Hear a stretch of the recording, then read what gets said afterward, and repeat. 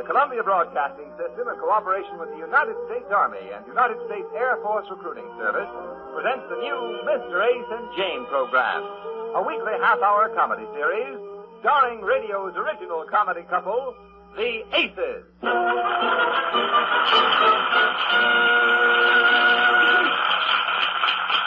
Once again, the strains of Manhattan Serenade introduce the story of Mr. Ace and his wife, Jane. Tonight, Chapter 9, entitled, Jane Decides to Open a Small Business Because Mr. Ace Won't Increase Her Allowance. Then Mr. Ace finds out it would have been cheaper to have increased her allowance than allow her to go into business. Or, as Mr. Ace puts it, how my own wife gave me the business. I'll tell you how Jane opened up a millinery shop and blew her top. I'll be with you in just a minute.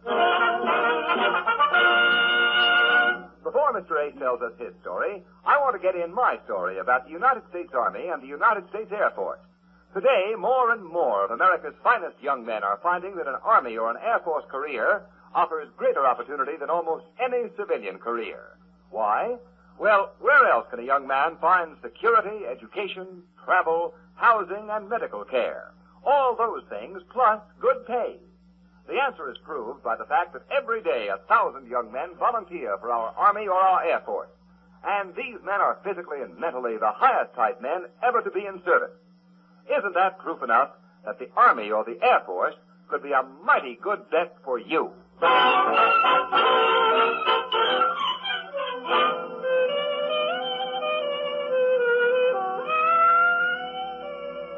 And now, Mr. Ace, what was that about Jane going into business for herself? Well, you know, there comes a time in every man's life when his wife starts asking him for a little extra pin money. This doesn't seem like much, but have you priced pins at Tiffany's lately? Now, the other evening, Jane came up with a new angle. The other evening, I came up with a new angle. She wanted to earn some money for a rainy day so she won't feel like a parasite. I want to earn some money for a rainy day so I won't feel like a parasol. What's this all about, Jane? Well, it's about my allowance. Oh, Jane, you get an ample allowance. Ample? You call that ample? Sample is more like it. Well, Jane, I just can't give you any more. Well, then I'm going to earn it myself. Oh, what could you do? Oh, yes, lots of things. I never talk about it, but I took domestic silence in school. Oh, Mrs. Hush, huh? What did you have in mind doing? Well, I made a list today of businesses I could go into to make some money. Would you like to hear them? Not particularly. Well, first, let me see, here it is. First, betting on horses. Oh, great, yeah. Well, I was reading just the other day where somebody won $1,000 on the Daily Dozen. That's a nice business, Jane. What's next on the list? We'll come back to that one, huh? Yeah, we'll come back to that one. Well, let me see. Next on the list is Charles. Charles? Don't look at me. I wasn't looking at you. I was trying to think what that meant. Oh, yes, Charles. That was just a note I made to have my hair done tomorrow at Charles. Oh, I see. Now, next I wrote hats. Oh, hats, that's nothing either. You're going to buy a new hat? Is that No. I went in to rent a book at the rental library today, and by mistake I walked in next door to the milliner. Mm-hmm. And I got to thinking why there isn't a place a girl could rent a hat like you do a book. Hey, that's an idea. Women like to wear different hats all the time, so they rent one instead of buying one. That's a pretty novel idea. You do, dear? Yes, I do. Or I am. Yes, that is if a person had a lot of hats. Oh, I've got about 25 hats if I'm a day. A Land-Lid library. Land-Lid. Oh, that's cute, dear. You like that, huh? Yes, I think I will. Oh, now, wait a minute, Jane. You can't go into business. It takes capital. Advertising, mailing, bookkeeping. What about the overhead? Overhead? I've got plenty of that. I just told you I've got 25 hats. Oh, yes, you did.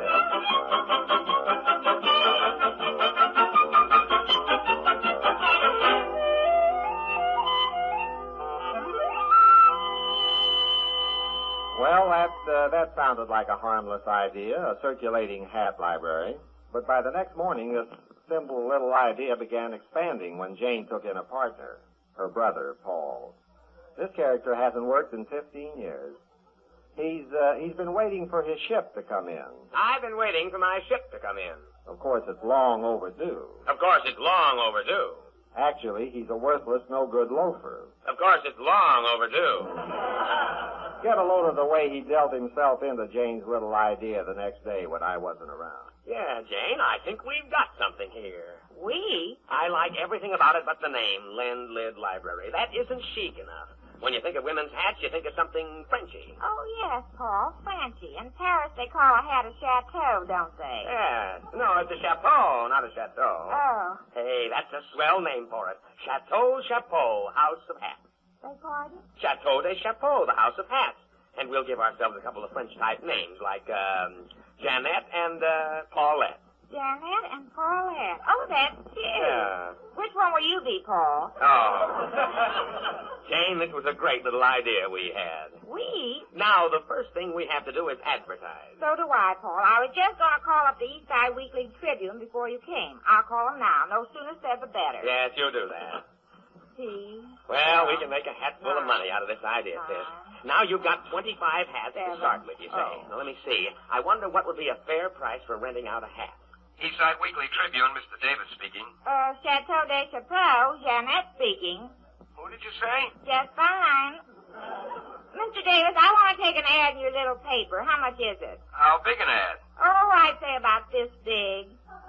How big is that? Oh, about a jigger. What? Sis, tell him about an inch ad every week. About an inch ad every week. How much would that be? Our rates are $5.25 an inch for one insertion. If you sign up for 6 months, it'll cost $106.50. You can save $30. Well, if I can save $30, it would be cheaper to sign up for 6 months, doesn't it to you? Yes, I did. What? I'll be down there and sign up for 6 months, and I'll tell you what I want the ad to say. Thank you. Thank you. Goodbye.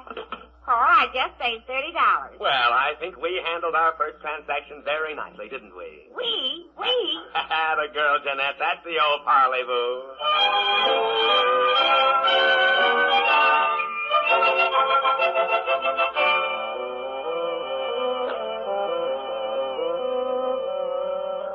Well, thus was born the firm of Jeannette and Paulette, Inc. In French, the S-T is silent. What do you think happened 1 week later when the ad appeared in the East Side Weekly Tribune? The East Side Milliners Association, realizing this idea of Jane's was the greatest menace to their hat business since the wind-blown bob, bought out Jeannette and Paulette for 36,000 francs, $300 American money, before they even rented out one hat. Now, while my brother-in-law, Paulette, is counting out the profits, his partner, the Mademoiselle from Armentières, is on the telephone, liquidating the firm's one outstanding obligation. Hello, Mr. Davis. This is Mrs. Hayes. Oh, yes, Mrs. Hayes. Just fine. I want to cancel that ad, Mr. Davis. We won't need it anymore. We sold out our business to the Milliners Association. Oh, I'm sorry, Mrs. Hayes, but you signed up for 6 months. It was a non-cancelable contract. Yes, wasn't it? And we enjoyed it, too. What? We won't be needing it anymore. Yeah, but that's what I'm telling you. You can't cancel it. You've only used the ad once. You still owe $101.25. Mr. Davis, you're not paying attention. Jane, what's going on there? Neither do I, Paul. Maybe you ought to talk to him. Oh, Mr. Davis, I'll let you talk to my partner, Paulette. All right, be glad to. Hello, Mr. Davis. Yes, madam? Look, Mr. Davis, we're out of business and we want to cancel that advertising space. Okay, you cancel and I'll sue her for it. You sue who? Are you kidding? You can't bluff my sister. I'm not bluffing. Well, you go ahead and sue. She'll fight this through every court in the country, but not 1 cent will she pay you. Millions for defense, but not 1 cent for the Tribune. Goodbye, Mr. Davis. Good, you really told him, Jane. What? What did I say? What happened? He's just trying to scare you, Jane. You want to know a secret, Paul? What? I am scared.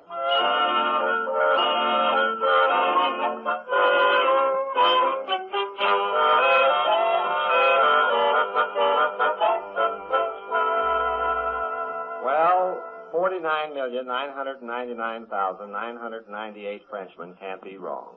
But these two were. Mr. Davis sued them, and Paul got Jane a cheap lawyer. You know, when a storm's brewing, some people get messages from their corns. In my case, I get corny messages from my ulcers. They just thrive on trouble. When I got the news about Jane's lawsuit, one of my ulcers said to the other ulcer, Hey, what's going on up there? Is there no dinner tonight? He's too upset to eat, Hubble. His wife just got sued and she has to go to court. sued, huh? Well, looks like we'll be up all night again, Lester. Yeah, I guess so.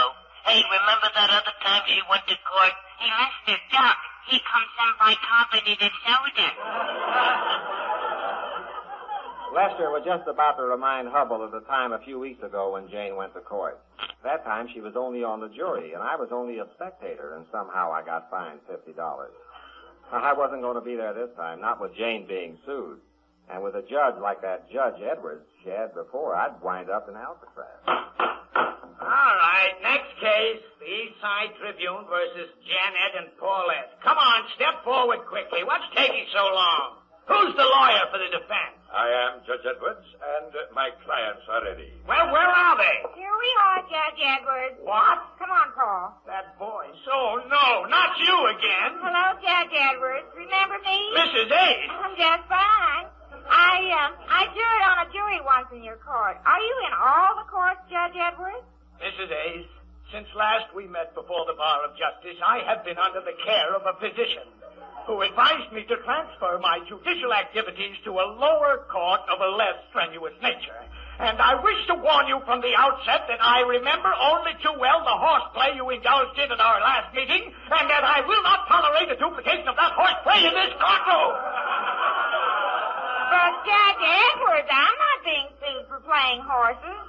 Order! Quiet!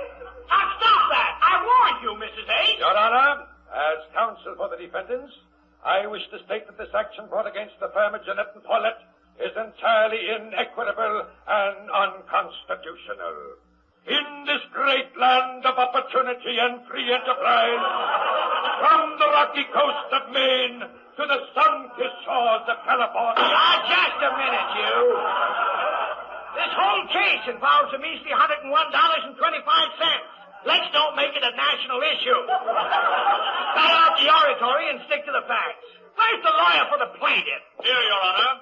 And unlike my worthy colleague, I will present facts instead of oratory. Good, good. I will call Stanley Davis, owner of the East Side Weekly Tribune, to tell his story. Good, good. Mr. Davis will tell his story in a few short words. Good, good. Your Honor, this woman called me up and contracted for 6 months of advertising at a discount. She used the ad 1 week and then decided she didn't want it anymore. I have her signature on the contract and she can't do this to me. That'll be for this court to decide, not you. Good, good. All right, defendants, where are they? Who's Janet and Paulette? I'm Janet, Judge Edwards. Yes, I know. Where's your partner? Who's Paulette? That's me, Your Honor. What? I'm Paulette. Well, how do you do? Oh, that's not our real names, Judge Edwards. He's my brother Paul. We just took those names. They're facetious. They're what? We made them up. Because when we decided to rent out hats, we thought it would be more To fair. rent out what? Hats.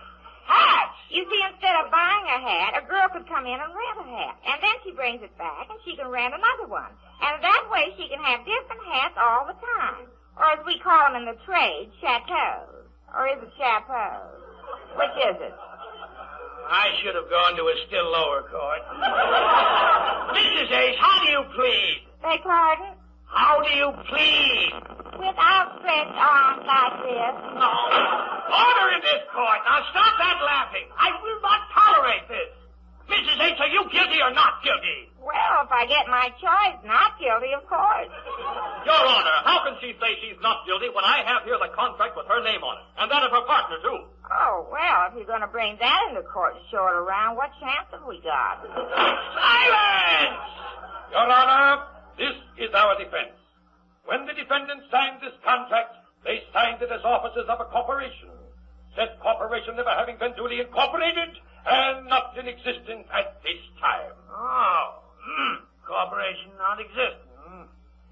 Mrs. Ace, when you signed this contract, were you incorporated? Oh, no, Judge, I never touch a drop. Silence! Order in this courtroom! Now stop that! It is quite evident to this court that the East Side Tribune undertook to do business with a corporation which never existed and had no money back of it, and I am sure never made any money out of such a ridiculous venture. Is that right, Mrs. Ace? How's that again, please? Did you make any money out of renting a hat to anyone? Oh, no, because Of course you didn't. I never heard of such a ridiculous business. Are you still in business? Oh, no, because we... Case dismissed. Oh, no, because What's your order? I said case dismissed. Mrs. Ace, get out of this courtroom. And you too, Paulette. Come on, sis, let's go. Is it all over, Judge Edwards? We can keep the $300? I don't care what you do with the 300. What 300? The $300 we got when we sold the business. You sold that business for $300? Let's go, sis. The case is dismissed. Just a minute, Paulette. It is now the decision of this court that Janet and Paulette, incorporated or incorporated or unincorporated. Mrs. Ace, you are held responsible for the 6 months advertising space you contracted for in the Eastside Tribune. Now, goodbye, Mrs. Ace. And you who, Paulette?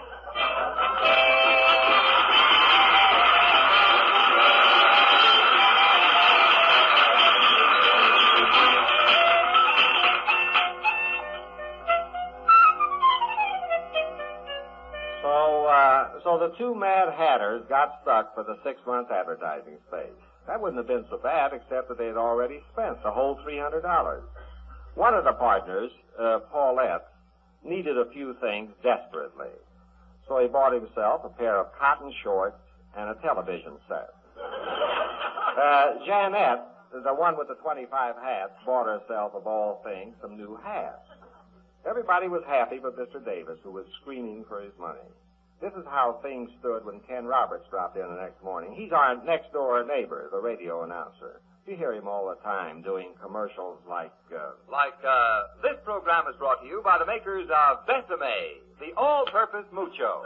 I can never quite understand what he's selling. Mucho comes in 2 sizes, the regular size Mucho and the king size. Mucho. I think he makes that stuff up. Remember, Mucho is untouched by human hands. Our employees kick it into the boxes with their feet. I must remember not to get some of that. Well, anyhow, when Ken came to the house the next morning, he gave the 2 bonnet barons some free advice. It was good for nothing.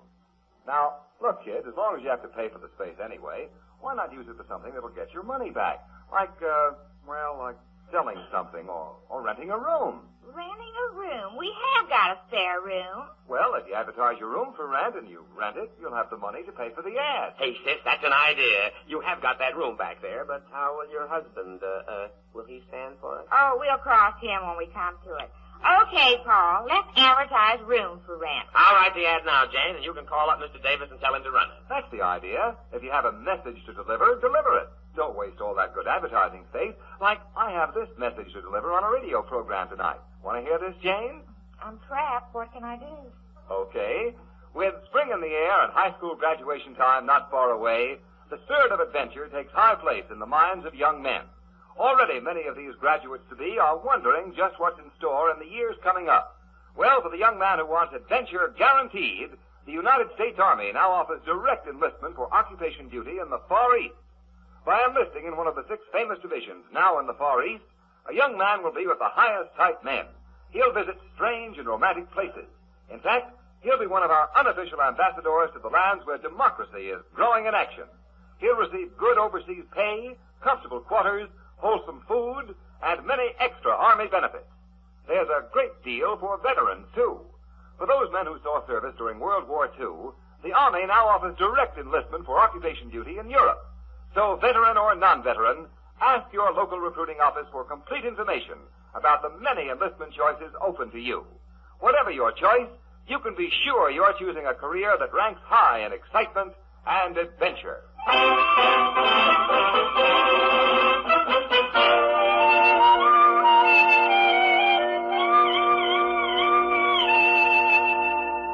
Well, the housing shortage being what it is, that room for rent ad never even saw print. 15 minutes after Jane phoned the ad in to Mr. Davis, a prospective tenant appeared at the house. You know who it was. Mr. Davis, Natch. Now, just a minute, Mr. Davis. You mean you want to rent my sister's room in lieu of the money we owe you for the ad? That's right. She owes me $101.25. How much is the room? Well, we thought... Sis, let me handle it. I'd like to see the room, too. I don't trust either one of you. Mr. Davis, that has all the earmarks of a dirty dig. And I wouldn't rent you the room if you were the king of spades. Sis, suppose you go in and get the room in shape and leave Mr. Davis to me. Well, okay, but everything's happening so fast, I don't know if I'm going on horseback. I'll let you know when the room's ready, Paul. Okay, sis. Now, Mr. Davis, as you can plainly see, my sister is, shall we say, reluctant to rent the room to you. And the housing problem being what it is, and times being what they are, we might as well be realistic about this. How much? Huh? What? How much do you want under the table? Well, Mr. Davis, you're my kind of man. You come right to the point. How much is the point? Shall we say $25? Okay. You guarantee I get the room? Absolutely, but we'll keep this little transaction strictly between you Yes, and... I understand. Him. 20? Fine. Thank you. That's fine. You're in, Mr. Davis. Now, you just leave Mrs. H. to me. Jane, I'm home. Oh, here comes her husband. Hello, brother. Well, how's the ex-miller? Who's this? Oh, this is Mr. Davis. How do you do, Mr. Ace? This is the Mr. Davis from the East Side Weekly. That's right. Okay, Mr. Davis, you can come in and look at the room now. Oh, hello, dear. You're home early, I'm afraid. What's going on here? What room are you talking about? Now, dear, just relax. I'm about to. Now, there's nothing to get excited about, brother. Mr. Davis is our new roomer here. He's taking the room in lieu of that advertising space. Look, Lou, there will be no roomers here. I'm sorry, you're too late. I've already closed the deal. You close the deal, I'll close your eyes. So step right up and try it. Dear, no, he's wearing glasses and so are you. I'll take mine off and he can take his off. I'll find him quicker than he can find me. Oh, yeah? Look here, Mr. Davis, there is no room for rent here. I'm sorry, Mr. Ace, you're too late. You're not rooming here. Now get out. You put me out and I'll sue you. I'll sue all of you. Again? Well, if you're going to sue us, make it Judge Edwards' court. We take from him all the time.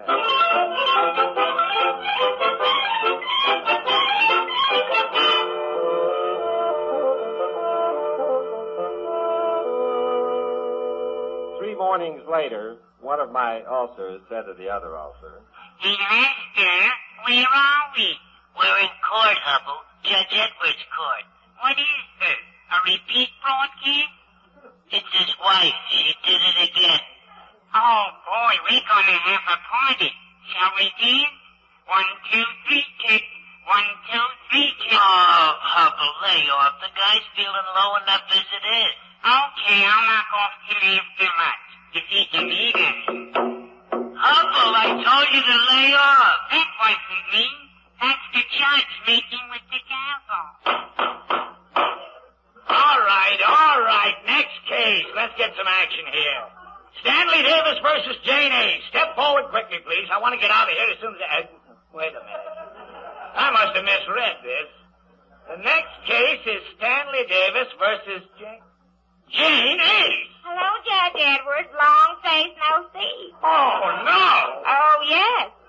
Look, I settled this case. My decision is final. This is another case, Judge Edwards. Another case? Well, isn't it the same man who sued you before? That's right. That's right, Your Honor. That's right, my honor. Silence in the courtroom.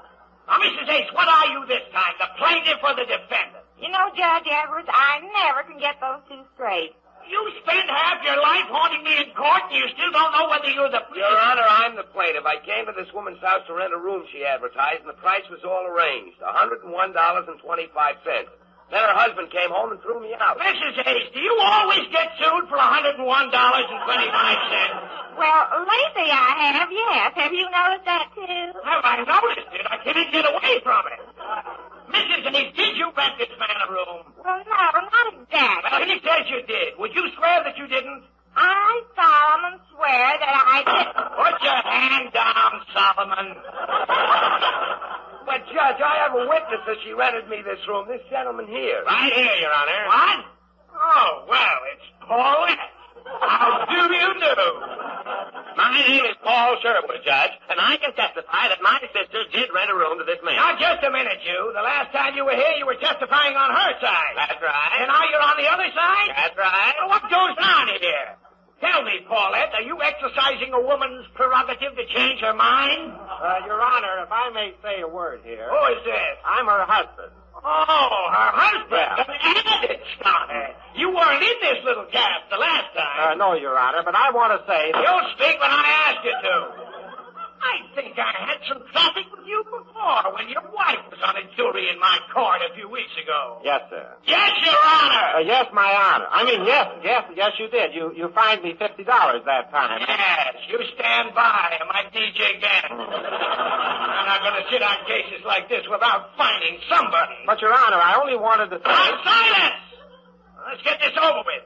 You two people, what's this all about? Well, I rented a room from her, and then he threw me out. She owes me $101.25. Now, just a minute, you. She owes you that money for some advertising space, isn't that right? That's right, Your Honor. Well, has she failed to make a weekly payment? Oh, no, it hasn't been a week yet. Well, until she misses said weekly payment, you have no case against her, and she's not obligated to rent you that room. As for you, Mrs. A.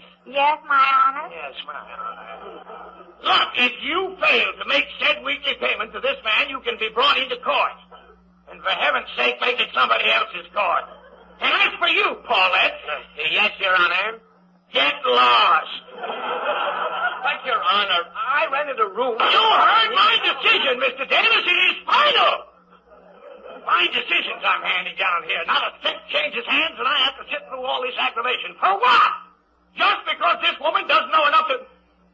You, Mr. Ace. Yes, Your Honor. You're fined $50. For what? What did I do? You're her husband. That's enough. Oh, no.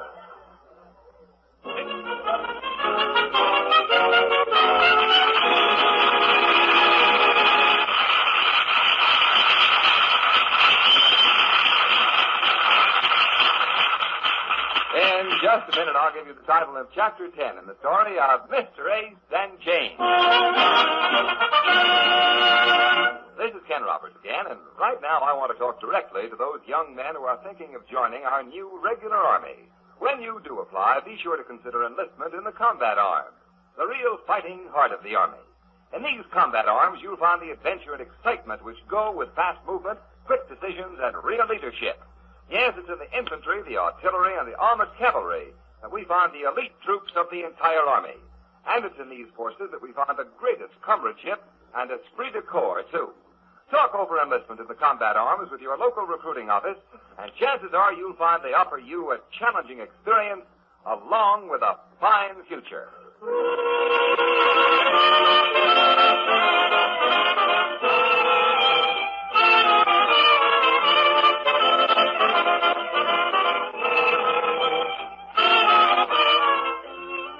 Next week, Mr. Ace and Jane will bring you Chapter 10, entitled Jane Gets on a Quiz Program and is answering so many questions and winning so much money until Mr. Ace discovers how she's doing it and puts an end to this atomic bombshell of the quiz program. Or, as Mr. Ace puts it, how to stop radioactivity. Good night. Me too.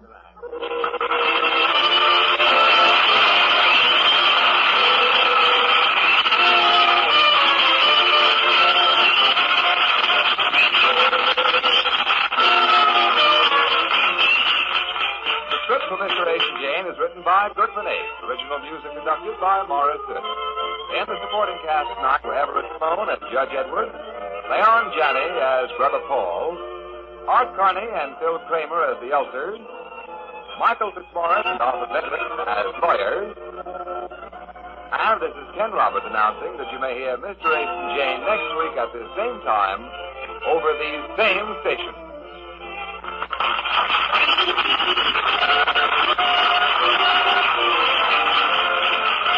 This is CBS, the Columbia Broadcasting System.